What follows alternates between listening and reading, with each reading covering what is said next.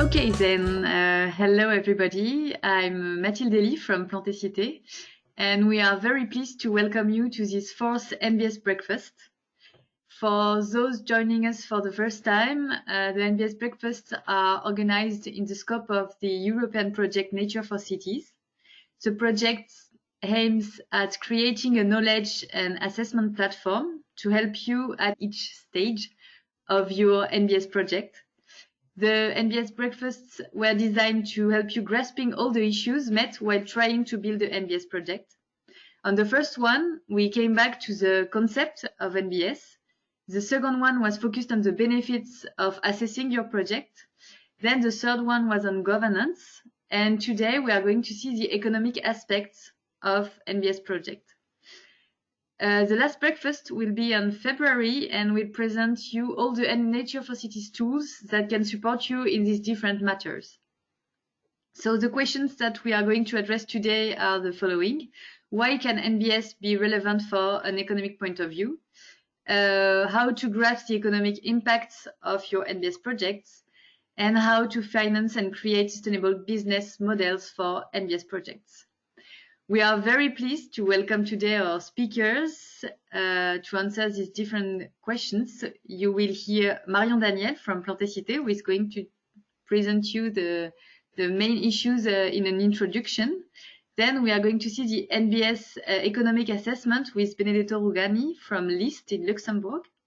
And then we'll be very pleased to hear concrete examples from Hamburg with Naturcent, which is a financing tool to enhance urban nature. And we are very pleased to welcome Justus Quanz from Germany.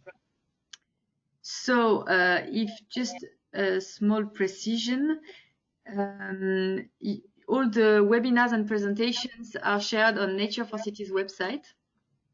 So I'm sending you in the chat the link to the page where all these informations are shared, and so you will be able to see the replay there. Now I'm going to give the lead to Marion Daniel. Thank you, Mathilde. So yes, welcome everybody to this webinar. So as we said in the previous breakfasts, NBS are strategies, actions, or physical projects which are strongly linked to ecosystems restoration and are conceived to address increasing urban challenges like climate change adaptation, biodiversity, health and well-being. And as those challenges threaten life in urban spaces, taking action is urgent, and NBS are an innovative urban planning solutions to make cities more resilient. And to be developed, they yet have to be funded properly. And yet, economic barriers to their implementation are still met today because they are complex new technical solutions with a lack of economic feedback and incentives. So to enhance NBS implementation, we have to switch our economic approach of urban projects to see why NBS are relevant and even advantageous from an economic point of view, and to see how to find adapted tools to finance them. So, one of the main difficulties to finance NBS rather than conventional solutions lies in our perception of the benefits, because in our usual short-term economic vision based on rentability, NBS are perceived as non-profitable solutions. On the same idea, in urban planning, political decisions are often made on political mandate timescales, which leads to short-term choices giving quick results. Because of their newness, nature-based solutions' costs and benefits are not easily quantifiable, which makes them harder to defend in front of grey solutions. And this unclear return on investment maintains a perception that NBS investment is higher risk. Therefore, investors are not always ready to finance them, and political decisions can turn towards what is perceived as lower risk solutions.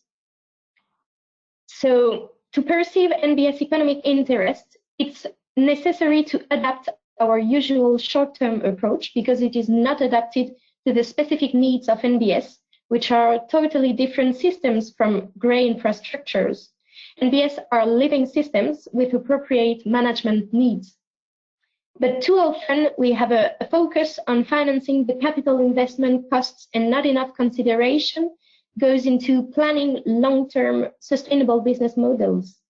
NBS implementation phase will indeed often be less expensive compared to grey solutions, but ongoing management costs are very important to secure the provision and maintenance of ecosystem services. So costs and benefits distribution is thus totally different in time for green infrastructures and nature-based solutions. Investment and ongoing maintenance costs should be rebalanced by planning long-term business model to secure a return on investment. Instead of only watching short-term direct economic impacts of NBS projects, we need to consider environmental and social impacts as well, which implies to adopt an ecosystemic and long-term approach. So, thanks to their environmental and social benefits, NBS are finally able to also bring economic benefits. If they are conceived and implemented in a good way, NBS will often be lower maintenance in their entire life cycle. Cost saving, energy and resources efficiency can be expected. They might require more maintenance on the beginning, but their benefits will increase in time, whereas the grey solutions will tend to deteriorate and need more maintenance until its end of life, such as, for example, a classical DAG system, compared to vegetation engineering for riverbanks erosion control, whose plant action is expected to become more efficient in time as the plant root systems developed. So NBS appear to be more sustainable and resilient to environmental changes than grey solutions. You can expect limited needs for replacement with NBS, leading to substantial cost savings. They also avoid costs since one NBS simultaneously will address multiple challenges, contrarily to grey sectorial solutions, which calculate a short-term optimum per given challenge. One NBS might therefore substitute several grey solutions from different sectors and create co-financing opportunities to reduce costs in all the involved sectors. NBS can also create economic value. If you observe NBS long-term effects, you can expect real avoided costs, but also economic value for local communities. For example, ecological engineering techniques are often less expensive than civil engineering ones, and they mobilize local human and physical resources that can be delocalized. Greener urban space can also attract new inhabitants, new activities, tourists, which can lead to the creation of new jobs and a more dynamic territory. NBS implementation can even open possibilities for new sustainable business models. For example, the creation of a new green space can be the occasion to implement local agriculture, grazing, plant production activities, or so on. So to develop a long-term vision, it is important to grasp in what way NBS are totally different systems from grey infrastructures.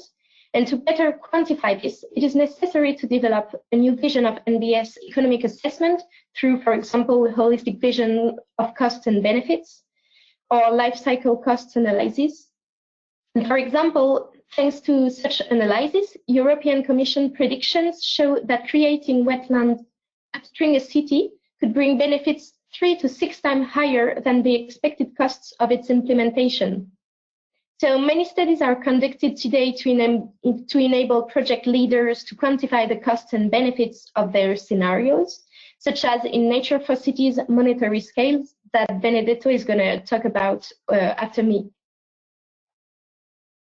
So how can I finance NBS projects? Even when you are ready to develop NBS, indeed, there is often a lack of funding knowledge. As a project leader, here are a few financing tools you can use to finance direct intervention on public-owned lands. First, you can make an innovative use of existing sources of funding, for example, public budget, by building new collaborations and new partnerships thanks to NBS cross-sectoral approach.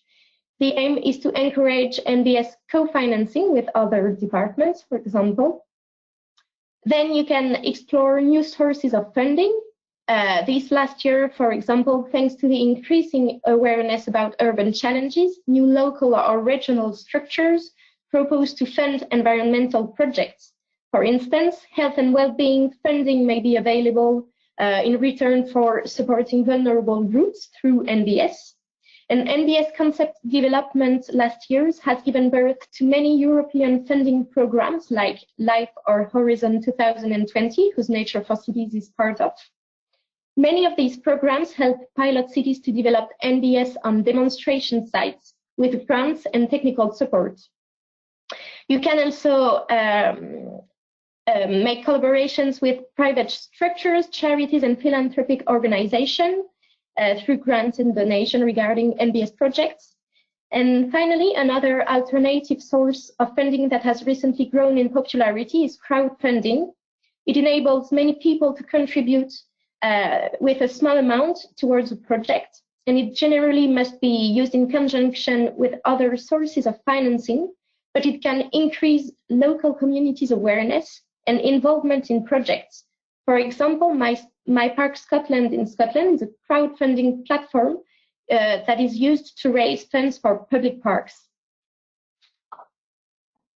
So, when as we said in ways possible, because the solution to an urban challenge often lies in the hands of private actors in the city. So if you want to encourage these actors, these stakeholders to act, you can use economic incentives. For example, new instruments can be developed to stimulate private investment in NBS through tax reduction and subsidies, for instance, rewarding actions in favor of nature and making NBS more attractive. A recent tool, for instance, is the Payment for Eco-Services, PES. It involves payments to natural resource owners in return for guaranteed provision of ecosystem services. It's in contrast to the polluter pays principle. Here, PES follows the beneficiary pays principle, compensating private owners whose land use could influence the provision of ecosystem services. So today, however, in urban projects, public sector budget remains one of the most important sources of financing for NBS, and there is often a dependency on the same sources of grant over time, which makes the projects vulnerable. So it would be preferable for NBS to involve multiple stakeholders and have multiple funding partners. So collaboration is going to be a key to secure financing of NBS through more sustainable business models. Distributed responsibilities can generate a shift from risk aversion to sharing the perception of financing risk for new approaches like NBS. So hybrid or blended financing are thus recognized a key way to secure projects through public-private partnerships economic models, for example, with partnership between government and businesses, where citizens and associations can also take part. Thus, financing NBS will be strongly linked to your governance choices. And in Nature for Cities, the implementation models tools will guide you to choose your business model for your project by helping you to ask yourself the relevant questions about your economic needs. So to conclude, the main idea is that NBS are relevant from an economic point of view. By ignoring that kind of solutions, cities risk to face more and more important costs linked to the climate crisis management, with more intense and frequent floods and other climatic events, increased temperatures, pollutions, and so on. So costs avoided now risk to appear later in a worse way. That is why it is necessary to develop a long-term vision for future urban planning with not only consideration for the economic impacts, but also environmental and social ones. But the good news is that once you're aligned with this vision, NBS can be economically advantageous. They don't only help cost avoidance, but can also create economic value through the creation of local activities based on nature and circular economy. So investing in NBS is necessary, but to realize sustainable and efficient projects from an economic point of view, thanks to you need to create the conditions for secure new business models and financing schemes, thanks, for example, to cooperative competition and mid-long-term financing and so on. So out of the short-term business as usual logic.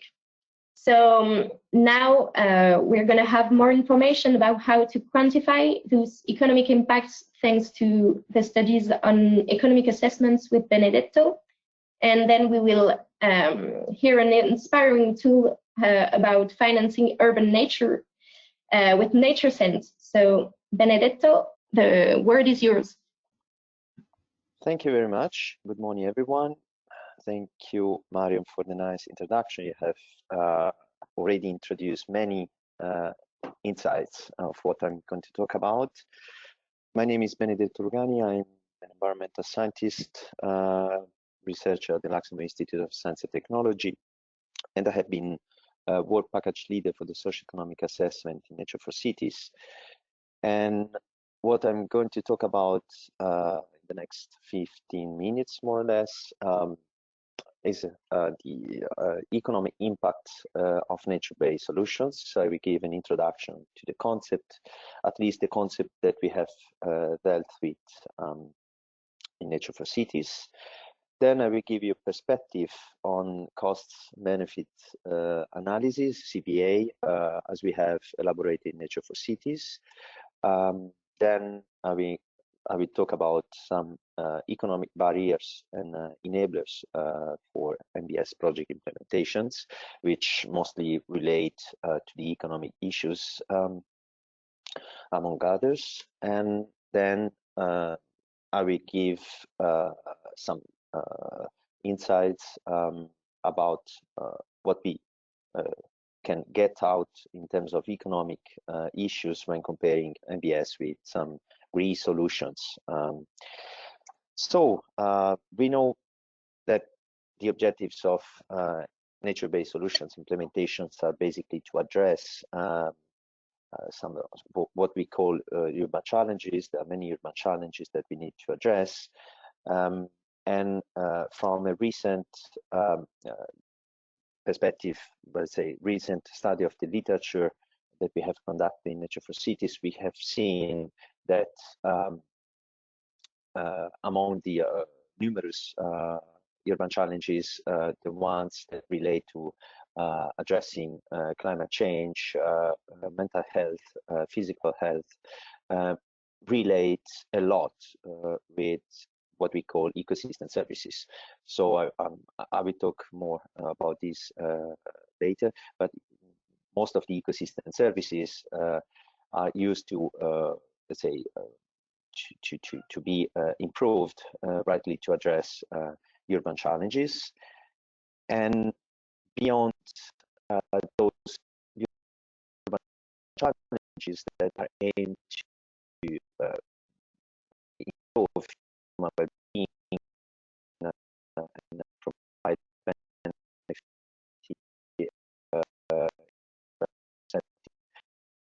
we need also to assess feasibility of implementing nature-based solutions. And here I would say there are some that we need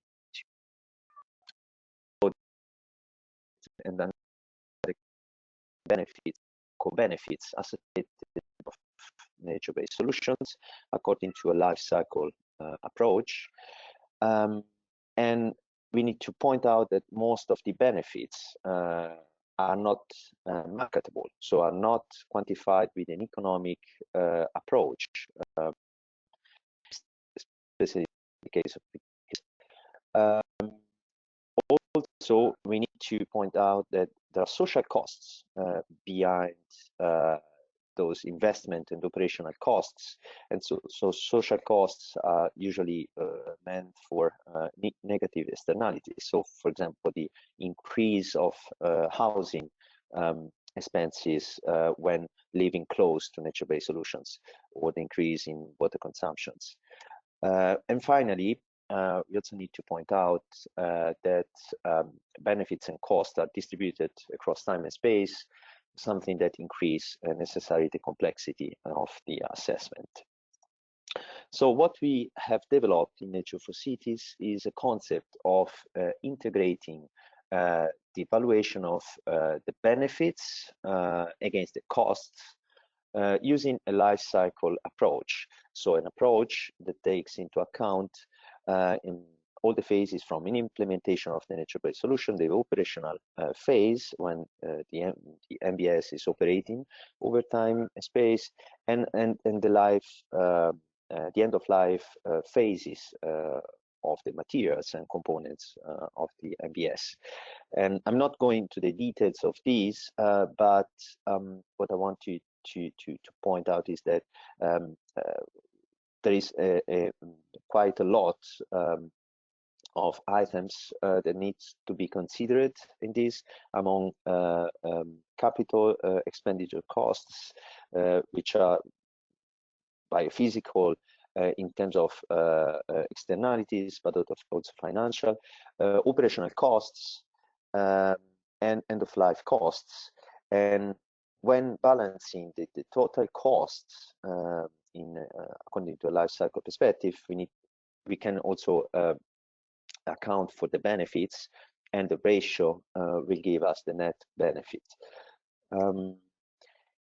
Accordingly, we need to also better understand what we meant for ecosystem service according to a definition of some authors led by Costanza. Ecosystem services are the ecological characteristics, functional processes that directly or indirectly contribute to human well-being. So the benefits that people derive from functioning ecosystems, and therefore from nature-based solutions, can be divided in three main categories here listed. And what is important here to point out is that the value of ecosystem services can be monetized, and then included in what we call an accounting of economic costs and benefits associated with NBS. And this is what we have done in Nature for Cities. Moreover, what we can point out is that ecosystem services are not just related to nature-based solutions and urban challenges, but are directly quantified in terms of numerical links with NBS. So you have on your right different typologies of NBS, and on your left you have some of the main ecosystem services. And again, from this literature review, we have identified many links and pointed out that assessing ecosystem services is quite important, quite crucial for certain NBS in particular, because they are a provider of multiple benefits, and this must be necessarily taken into account under an economic approach. So to counteract on this, we have also considered the life cycle costing approach, and I'm not describing in details what the life cycle costing approach is, but basically it's an approach that allows to distinguish between many categories of costs. And what is important to include, what was important to include in Nature for Cities, was the concept of external costs. And this external cost was quantified according to the concept of ecosystem services that were monetized, as explained before. Accordingly, we do also need to include, let's say, the concept of barriers and enablers, because barriers are process inhibitors and enablers are drivers of NBS implementations. In another work, not done by me or our team, but from other colleagues in Nature for Cities, which was considered quite complementary to our work,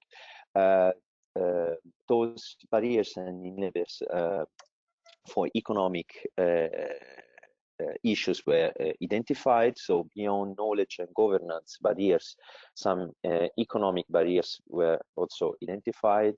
For example, perception of the benefits, budget constraints, risk perceptions. which were counterbalanced against the enablers. So the processes, the drivers that can help implementing NBS and that can have also an economic nature.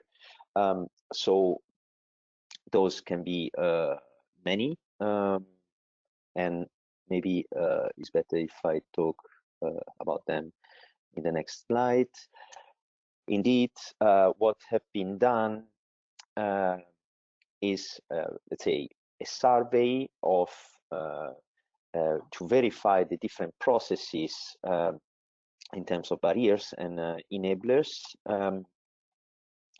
across some, let's say, interviews to stakeholders, so planners and municipality workers, across the Nature for Cities partner cities, and across some surveys of the literature from what was existing in the in Europe, let's say, according to pioneering experiences. And the different economic barriers were verified, and the stakeholders returned many of them.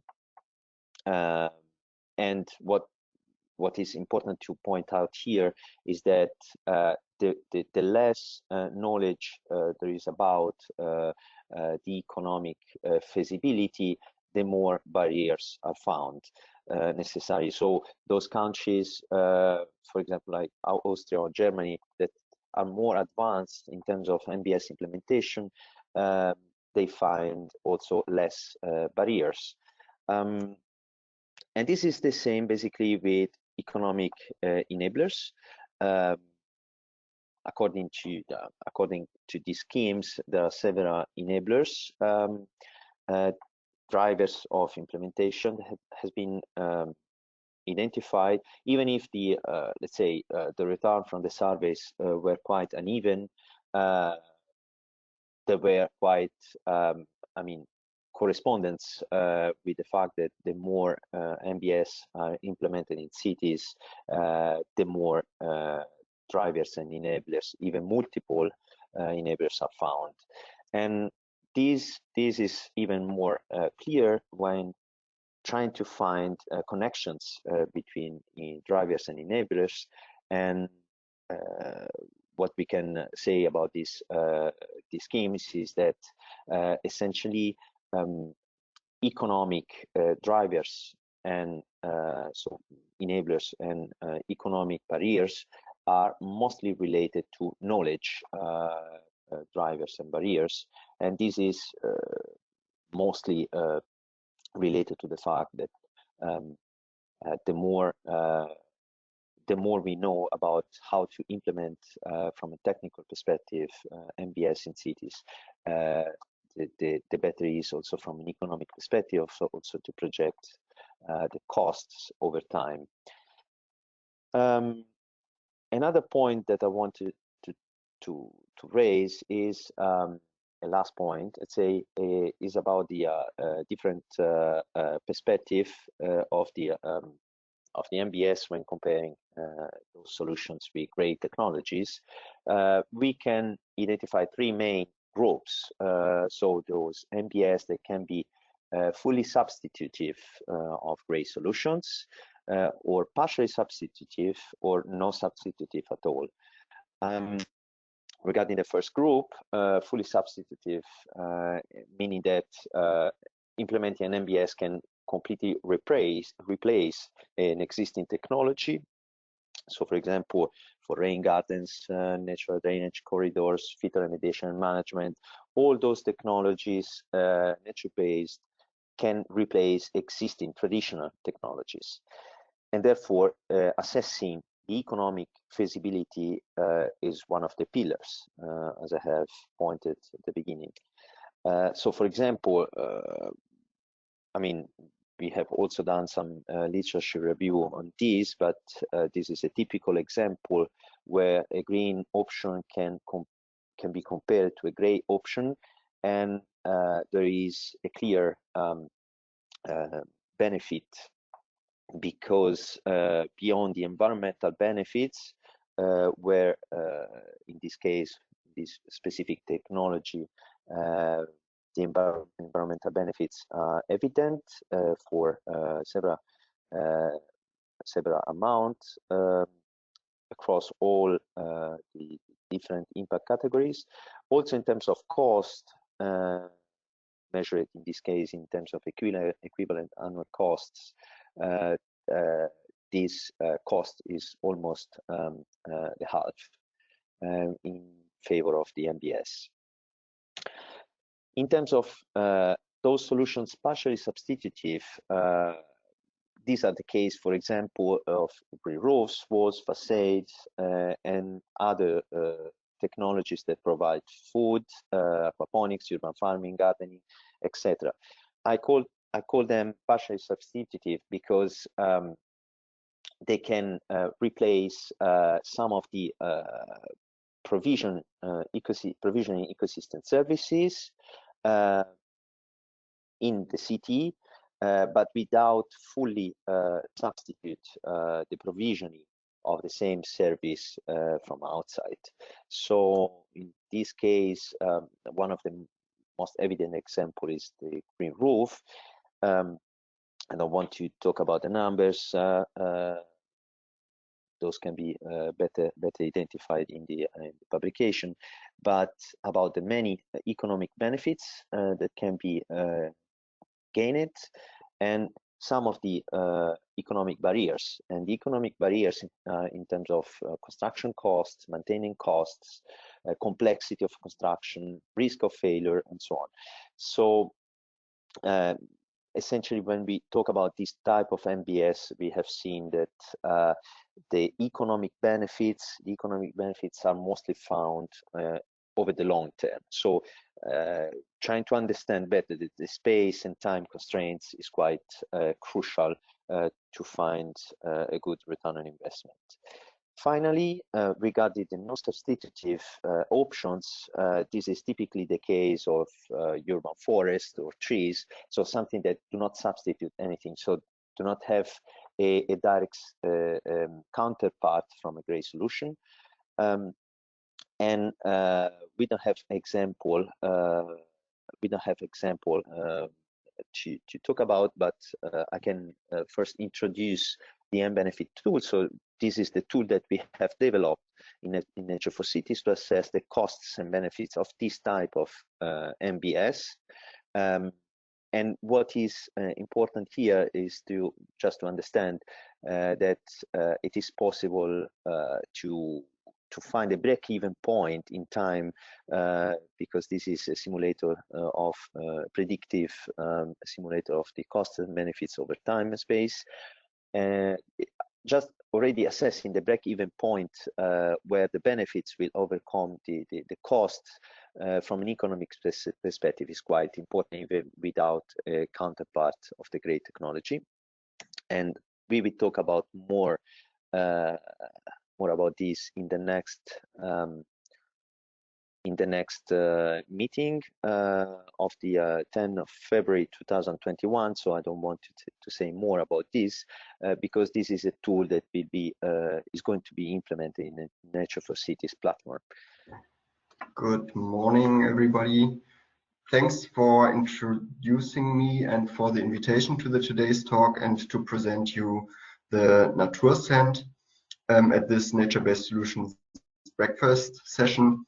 My name is Justus Quanz and I'm working at the ministry in Hamburg for the Clever Cities EU project.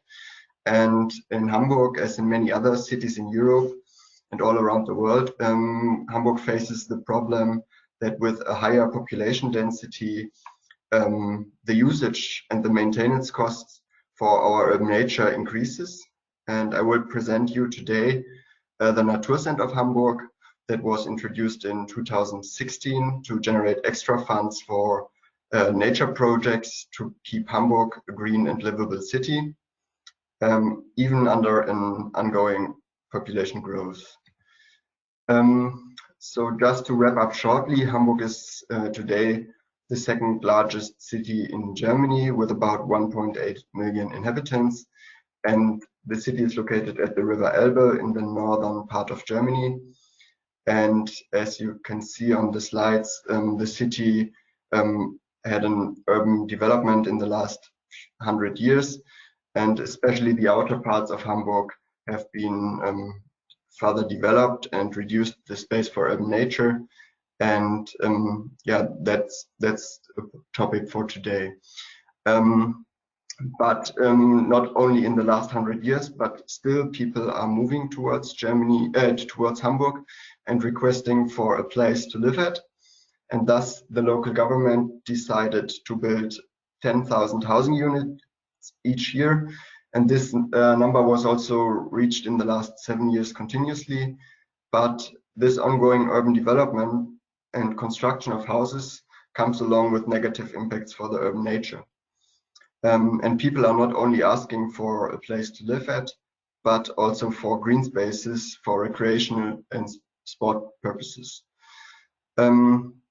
So Hamburg decided to protect the nature, and an initiative, Save Hamburg's Green, developed to protect the existing green infrastructure of Hamburg, the so-called Green Net of Hamburg. And they made a contract then between the government to protect the infrastructure of the Green Net, which is a green belt, an outer green belt, and also landscape access. And those are now protected for further urban development, but that's probably not the topic of today's talk. Then the Naturcent, which was developed beside this initiative, and to raise funding for maintaining and also improving the green infrastructure of Hamburg. So how does it work? As already mentioned, the pressure towards the green infrastructure leads also to higher maintenance costs, and thus the city introduced this tool. When a new urban development took or will take place, the land use changes, and thus the property tax for increases for the plot. So for example, when we have an agricultural area of 1 hectare, and this area is then transformed into a housing area, the property tax increases from about 10 euro per hectare to 20,000 to 60,000 euro per hectare, or even more in some cases. So this tax is then available for the local government and can be used for any purposes. But when we follow this diagram, we have the new development, the increase of the property tax due to the change of the land use. And then the question is if the development takes place within the green, within this green highlighted areas, which is the application area of the Naturcent. If it takes place in the green highlighted areas, the Naturcent is generated, which is exactly 6.36 euro per square meter of housing space, and that this amount flows then into the Naturcent. If not, no Naturcent is raised, but the tax anyway increases. So at the end, the Naturcent is not an extra tax or anything that the citizens or the developer needs to pay, but it is available for nature projects thereafter, because this collection of the tax flows into the Naturcent, which is only for specific purposes used. Before talking about the projects and what we did already, I will give you the chance to look at the map where we have the application area of the Naturcent. And those area, which is highlighted green, are mainly landscape protected areas and green connections, and are located outside the city center. And this is an ongoing topic of discussion, not in Hamburg, but elsewhere, if this limited application area is useful, as also when a development takes place in the very dense city center, the pressure towards the urban green increases, and thus also the maintenance costs will increase. So others that might also apply a Naturcent for their city might apply the Naturcent for the entire city, but this was not possible for Hamburg in 2016. So we are happy to have the tool on this green highlighted areas, and are generating a little less than 1 million euro each year already. In general, the Naturcent, so when talking about what the Naturcent is used for, in general, the funds should split up into two parts. 1/3 of the funds should be used for projects in nature protected areas, and 2/3 of the funds should be used for projects in green and recreational areas to improve their ecological value and simultaneously also their function of the site for the recreational purposes. So this map again shows Hamburg and highlighting the application area in red this time. And all the dots and green areas indicate where the fund has already been used. So those projects have been new meadows that have been created and plantings of trees and other plants to create biodiverse hotspots. But also wood care and pond desludging was financed by this tool. And also very important is the usage of the fund for the implementation of existing care and development plans for our existing nature conservation sites, which are highlighted green in here. And for those areas, the Naturcent has been used to create this development plan for the future. Yes, but the outlook of the Naturcent is positive, as we will have an ongoing urban development, unfortunately, and thus also unfortunately leads to a higher amount of the Naturcent in the next years as the urban development continues.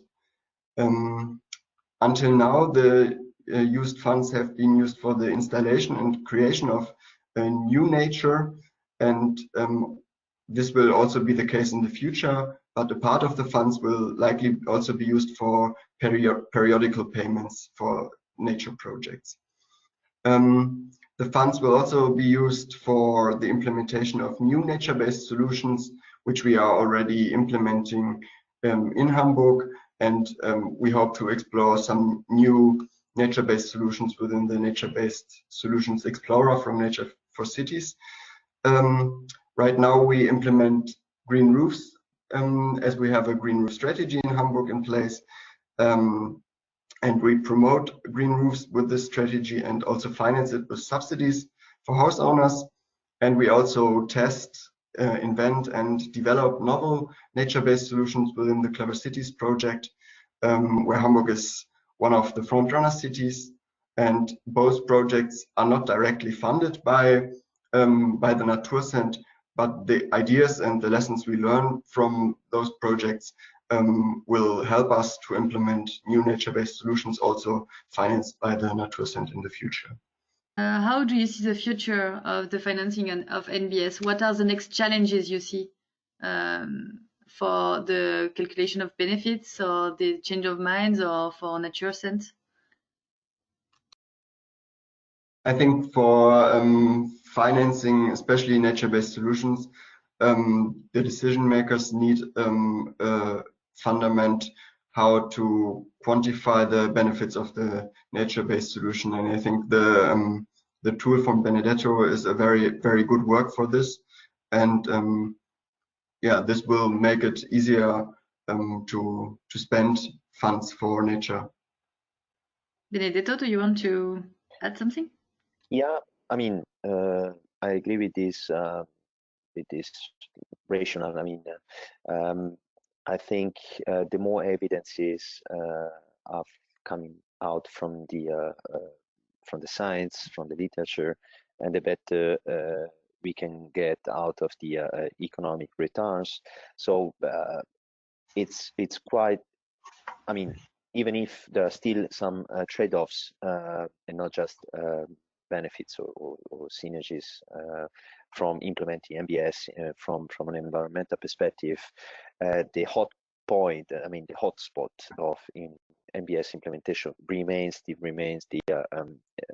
economic sphere, and as long as we are able to project and to have a long-term economic return of investment and a long-term perspective of the business modeling for NBS implementation, we will be able to better also incentivize local authorities and private citizens in NBS implementations, but we need indeed evidences, and of course I think what we have generated in Nature for Cities, even if we are still in a research development phase, I think it's a good step because and this I'm happy to talk about this in the next breakfast of February, because an obstacle, let's say, for the comprehension and the understanding of this is the simplification, because as I said before, it's quite complex issue, because NBS implementation concerns many aspects, social, environmental, and not just economic, and therefore putting everything together is not easy at all. So having tools that can simplify the general understanding and provide robust evidences is quite crucial for making these evidences robust for the future.